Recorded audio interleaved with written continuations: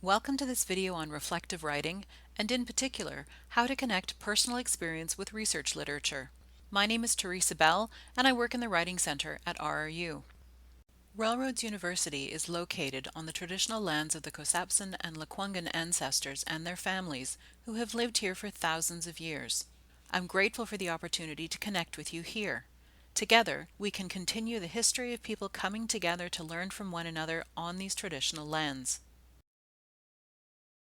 Reflective writing typically asks writers to think about their own life experiences and connect them to core subject material. For example, you might be connecting a theory with your personal experiences. Connections between personal experiences and the research literature are usually communicated in body paragraphs. As this slide shows, an academic paragraph is a series of sentences that are connected and that focus on one topic. Those sentences are your opportunity to demonstrate your critical thinking on the topic. Demonstrating your critical thinking on a topic not only involves explaining what you think, but also why you have that point of view. You can demonstrate your critical thinking by telling the story of your argument and why that story is correct or convincing. One of the main questions you'll be answering is why. For example, why do you know your position is true? Why is your position more convincing than other points of view? Here's a model in the form of a sandwich cookie for creating persuasive arguments. The top cookie is the claim, which is a statement someone could agree or disagree with.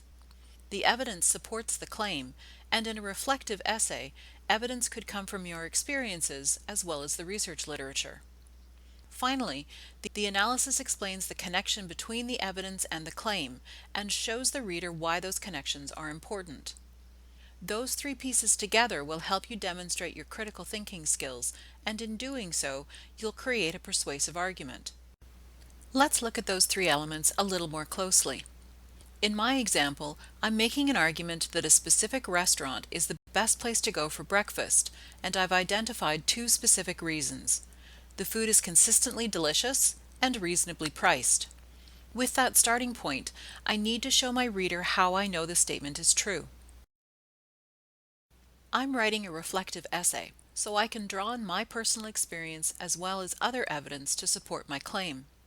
Since I'm talking about this restaurant and how it consistently provides delicious and well-priced food, I could talk about my own experiences of going to the restaurant for breakfast.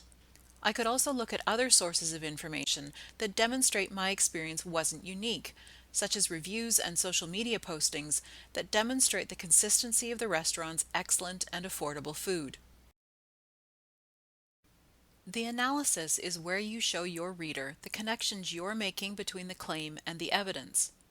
For example, I could tell my reader that I had a delicious and memorable breakfast at the restaurant 2 years ago, but in order to show that the restaurant's food is consistently excellent and well priced, I need a broader range of evidence to show that my experience wasn't unique.